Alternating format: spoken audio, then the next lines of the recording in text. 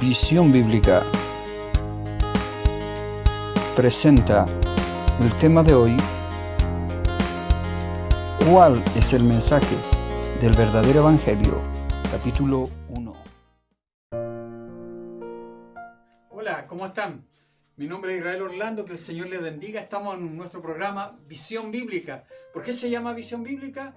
Porque toda nuestra óptica bíblica, toda nuestra forma de mirar la vida es a través de la Escritura, es a través de la Palabra de Dios, Visión Bíblica. Y nuestro texto lema es 2 Timoteo capítulo 3, versos 16 al 17. Toda Escritura es teoneuto, inspirada por Dios, útil para enseñar, para redarguir, para corregir, para instruir, así que el hombre y la mujer de Dios sea enteramente perfecto y enteramente preparado para toda buena obra. Esto lo dice la Escritura. Esta es nuestra visión bíblica y ese es nuestro lema. Que el Señor les bendiga mucho a la gente que tal vez no conoce nada del Evangelio. Hoy día queremos presentarle el Evangelio de una manera muy simple y a través de la óptica bíblica. Que el Señor les bendiga.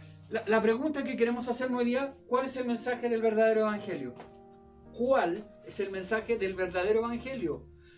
¿Por qué decimos del verdadero evangelio? Porque hay pseudos evangelios, falsos evangelios, que están enseñando otra cosa, aunque andan con Biblia, repartiendo sus revistas y vistiéndose de una manera tradicional. No están hablando del verdadero evangelio. Y la pregunta es: ¿cuál es el verdadero evangelio? El verdadero evangelio, la verdadera noticia de que Dios salva a los pecadores. Hermosos pecadores. Esa es la verdadera noticia. Es Dios soberano, un atributo de Dios. Dios toma la decisión de salvar a los pecadores. Una decisión de Dios, del Dios eterno. Mire lo que hace nuestro Señor Jesucristo cuando comienza su ministerio, su vida pública. Mire lo que dice Mateo capítulo 4, verso 23, dice: y recorrió Jesús toda Galilea, enseñando en la sinagoga de ellos, o sea, de los judíos, predicando, o sea, anunciando, significa eso, el evangelio del reino, y sanando toda enfermedad y toda dolencia del pueblo. Dice, y predicaba, o sea, proclamaba en las sinagogas de los judíos el evangelio. Y la palabra evangelio son buenas noticias.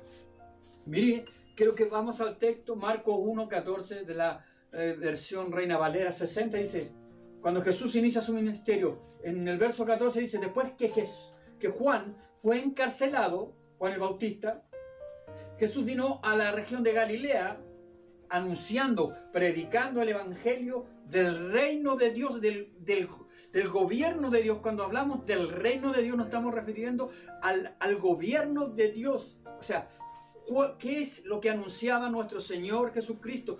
¿Cuál era su mensaje? ¿Cuál era su parlamento, su palabra?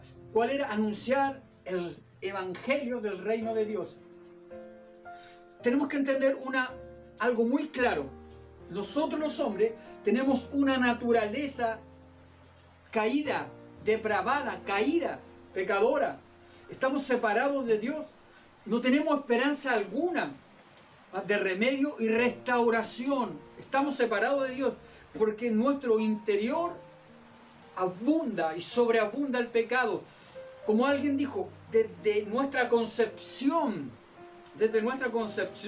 estamos muertos espiritualmente y vivos biológicamente por cierto tiempo. Miren lo que dice el profeta Isaías en el capítulo 59, verso 2, dice: pero vuestras iniquidades han hecho división entre vosotros y vuestro Dios, y vuestros pecados, vuestra mala manera de vivir, han hecho ocultar de vosotros su rostro para no oír. El pecado oculta el rostro de Dios. Y ahí dice, pero vuestras iniquidades han hecho división. O sea, el pecado es un muro que nos separa. ¿Está entendiendo usted lo que tiene relación? ¿Cuál es la buena noticia? Hemos nacido muertos. atestado de pecado. Nuestra naturaleza está caída. No tenemos remedio ni solución. ¿Ah? Isaías lo dice, hay una división entre el hombre y Dios. Te sigo imitando. Pero Dios, Padre, toma la iniciativa en la salvación. Aunque otros sectores, aunque otras religiones dicen el hombre toma la iniciativa, Dios toma la iniciativa para salvar a sus escogidos. Mire, ¿en cuál es el medio que toma Dios Padre? En la muerte, en la sepultura y en la resurrección de Cristo. Cuando el apóstol Pablo en Romanos capítulo 10 nos dice, literalmente, que si confesares con tu boca que Jesús es el Señor y creyeres en tu corazón que Dios le levantó de los muertos, serás salvo. El apóstol Pablo dice, yo debo confesar y yo debo creer a que Cristo fue muerto y fue resucitado. Entonces el medio que el Padre eterno ha provisto, el medio que el Padre de las luces ha provisto, el medio que Jehová ha provisto, ¿sabe cuál es? Salvación a través de Cristo, por su muerte, por su sepultura y resurrección. Y fuera de Cristo no hay quien salve. Yo quiero hacer una nota al pie de página. Cuando una religión se atribuye salvación por sí misma, esa religión es herética y usted debe salir de ahí. Debe salir porque la salvación proviene y viene de Dios a través de Jesucristo. ¿Lo entiende usted?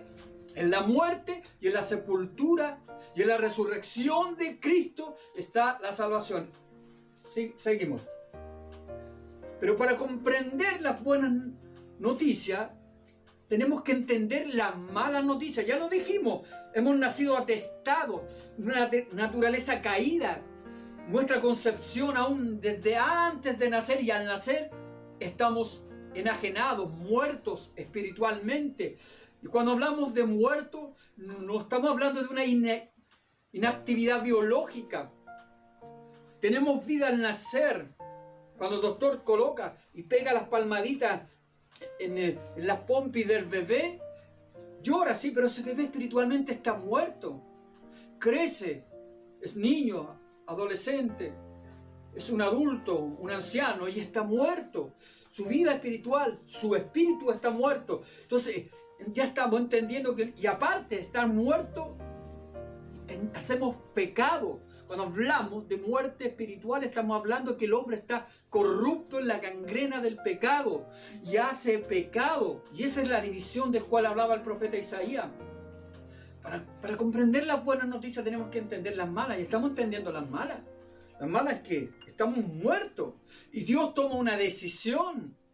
¿Ah? El nombre de Jesucristo, el nombre de Jesús, Josué, en el hebreo, significa salvación de Dios. Y el mismo nombre del niño nos está diciendo que el propósito de que el Cordero de Dios, Jesucristo, fuese enviado a esta tierra es porque tú y yo íbamos directo. No solo hemos nacido muertos, sino que nuestra muerte espiritual, amantes del pecado, aborrecedores de Dios, nos llevaba a eterna condenación. Y esto, yo sé que estos términos que estoy usando, muchos no lo entienden, pero a medida vamos avanzando en este primer capítulo, el mensaje del verdadero evangelio, usted va a ir comprendiendo. Ya tenemos, de cierta forma, las malas noticias comprendidas.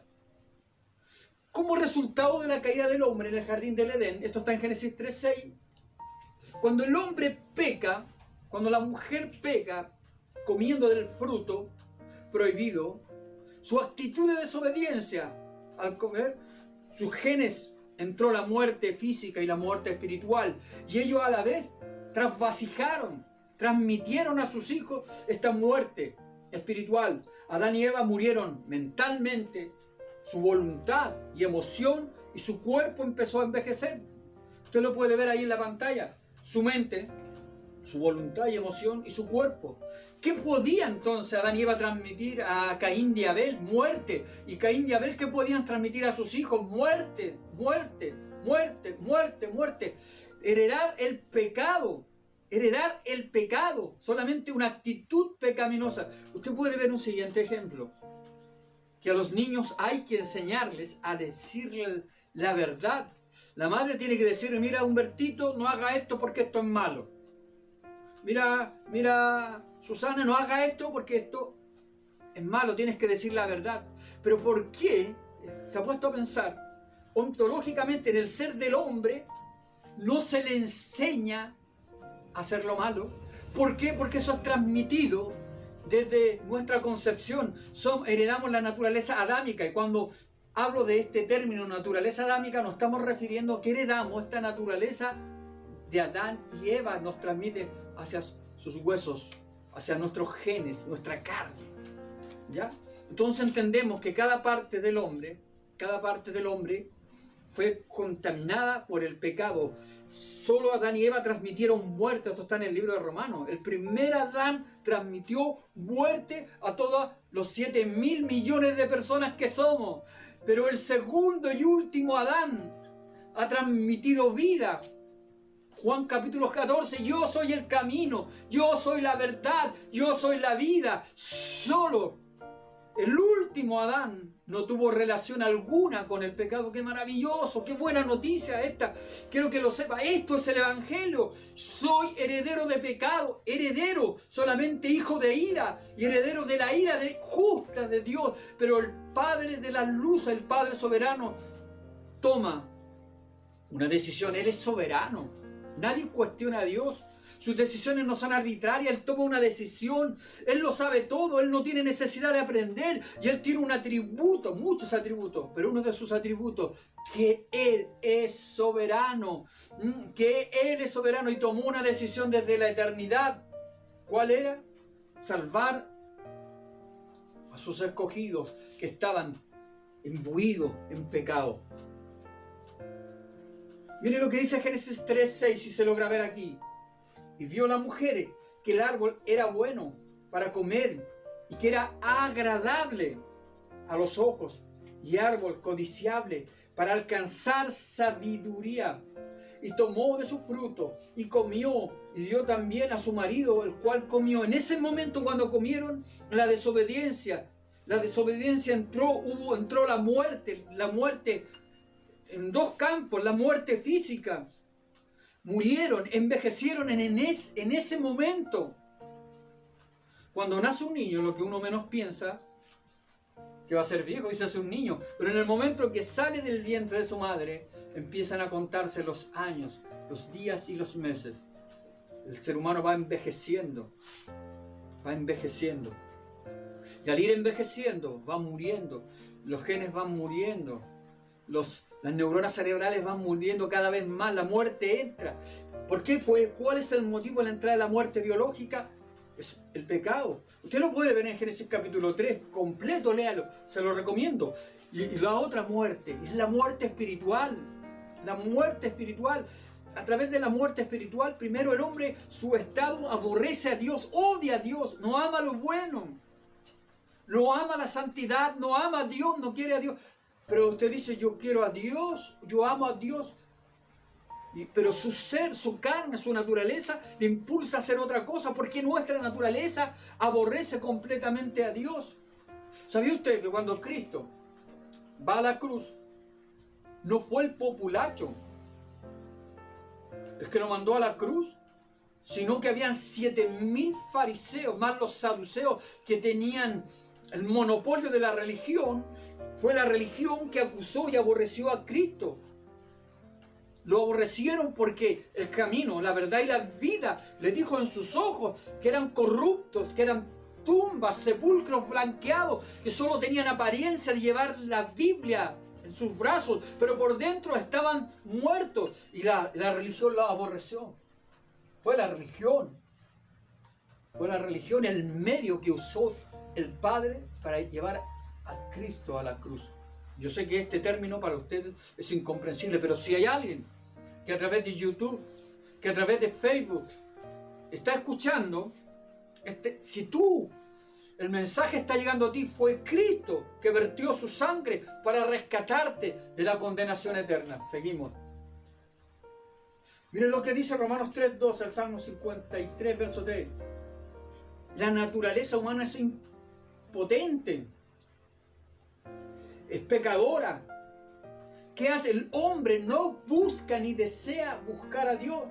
Él no tiene tampoco el deseo de buscar a Dios. Él no tiene el deseo de buscar a Dios. Está moralmente muerto. Su voluntad está esclavizada por el pecado. Y ahí hay algo, aunque lo quieran discutir todos los movimientos religiosos evangélicos, decir, es Dios, la gloria a Dios, el que toma la decisión para salvar al pecador. Miren lo que dice Romanos 3:12. Todos se desviaron a una, se hicieron inútiles. No hay quien haga lo bueno, no hay siquiera uno. La Escritura, nosotros creemos que la Escritura es de Dios y que la Escritura se desprendió de Dios, soplada por Dios, es inspirada por Dios, y ella nos entrega la pauta. Y si la Biblia, las Escrituras nos dicen que el hombre se desvió, y que es inútil para buscar a Dios y que no quiere hacer lo bueno buscando a Dios, nos está diciendo que el hombre es impotente. El apóstol Pablo toma Romanos, pero se afianza del Salmo 53. Mire lo que dice el Salmo 53. Cada uno se había vuelto atrás, y está hablando del ser humano. Todos se habían corrompido por el pecado. No hay quien haga lo bueno, no hay ni aún uno, lo dice el Espíritu Santo usando los escritos de los salmos. No hay quien haga lo bueno, no hay ni siquiera uno. Y ahí estos dos textos que acabamos de leer nos hablan de la impotencia de salvarse. Por eso damos gracias a Dios. Damos gracias a Dios que Él tomó la decisión de salvar al pecador. Seguimos viendo las malas noticias. La mente del hombre tiene hostilidad a Dios. Miren lo que dice Romanos 8:7. Aborrece a Dios, ve a Dios como su enemigo. Miren la NBI. La mentalidad pecaminosa es enemiga de Dios, pues no se somete a la ley de Dios, ni es capaz de hacerlo. No se somete a la ley moral de Dios. No matarás, no robarás, no hurtarás. No desearás a la mujer de tu prójimo, no fornicarás. El hombre aborrece esos mandamientos. Nuestra naturaleza, nuestra mente aborrece sus mandamientos. Cuando se hizo la Revolución Francesa, históricamente, primero lo que hicieron es sacar supuestamente el nombre de Dios y colocar el nombre de la diosa sabiduría. Todo lo que Dios hacía era malo. Todo lo que sonara o tenía olor a Dios era malo. La Revolución Bolchevique, 1917, lo mismo. Sacar la religión, sacar el Padre Nuestro, la Biblia, lo que sea, es sacarlo. El hombre se tenía que elevar a la estatura de Dios y sacar a Dios. Y no son solamente en estas revoluciones, internamente. El hombre, si tiene que mentir, miente. Si tiene que fornicar, fornica. Si tiene que maldecir, maldice. Si tiene que herir con su ira a los demás, hiere. O sea, ¿cuál es nuestro destino? ¿Cuál es mi destino? ¿Cuál es tu destino? Mire lo que nos dicen en nuestra mentalidad pecaminosa. Es enemiga de Dios, pues no se somete a la ley de Dios ni es capaz de hacerlo. Las leyes pro aborto, leyes contra el matrimonio, leyes de sacar la Biblia de las escuelas. ¿Qué hizo Estados Unidos por sus leyes desde 1960? Editó leyes para sacar la Biblia de las escuelas. Y usted dirá, pero eso es Estados Unidos. La violencia ha llenado. El corazón del hombre es violento. Pudimos ver en octubre pasado cómo las reivindicaciones eran buenas. Por lo que se estaba luchando era bueno, pero hubo asalto, robo, matanza. Y es el interior del hombre el que es violento. Y el interior del hombre corrobora lo que dice las Escrituras. El ser humano está separado de Dios. El ser humano ha nacido muerto. Y alguien como al profeta Alguien tiene que soplar a estos huesos muertos para que vivan. Y no es mi religión, y no es mi iniciativa. La salvación no viene de Israel Orlando. La salvación viene de Jesucristo, viene del Padre Eterno. Él es el único que puede salvarnos. La buena noticia es que yo no decido, Él decidió, Él nos escogió. En Juan capítulo 17 dice Cristo mismo: si el Padre no me lo envía, no viene a mí. Y el que viene a mí es enviado por el Padre. Gloria a Dios. Si estás escuchando este mensaje, solo hay un medio de salvación, y es Cristo el Señor. Solo hay un medio de salvación. El término evangelio significa buena noticia. Buena noticia.